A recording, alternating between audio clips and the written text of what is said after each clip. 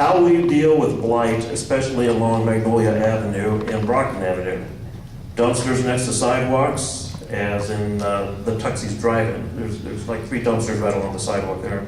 Empty tree wells, weeds growing from curbs, gutters, sidewalks, illegal signs, all those sorts of problems. Or 1-minute response, please. Well, it does take a team to get any problem solved. So not only would I call on people inside of our ward, Ward 3, I talk to the other council members and say, what have you done in your area that's helped to get these things eliminated? So as a team, we should be working as a team in this city to make the whole of the city better and improved.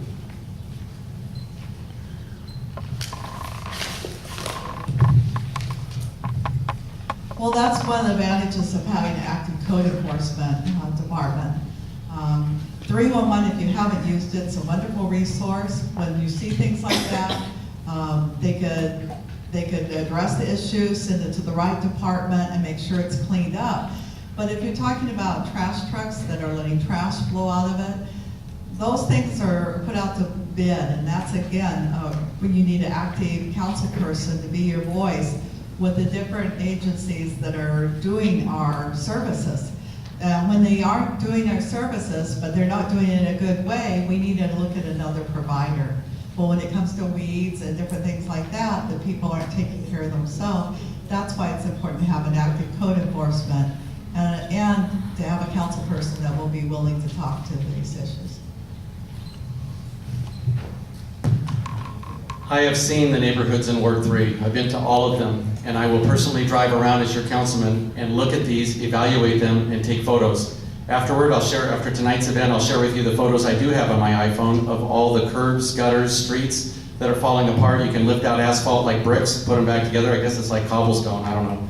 But we've got to do something about our neighborhood and our ward, and I will be that advocate to bring that voice forward. I will fight for better roads, better conditions, the tree roots, get to the root of the problem. But we've got to fix this, and we've got to fix it fast. It's falling apart.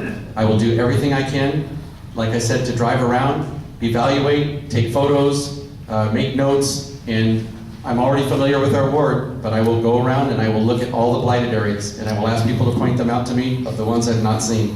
I will do what it takes to improve Ward 3.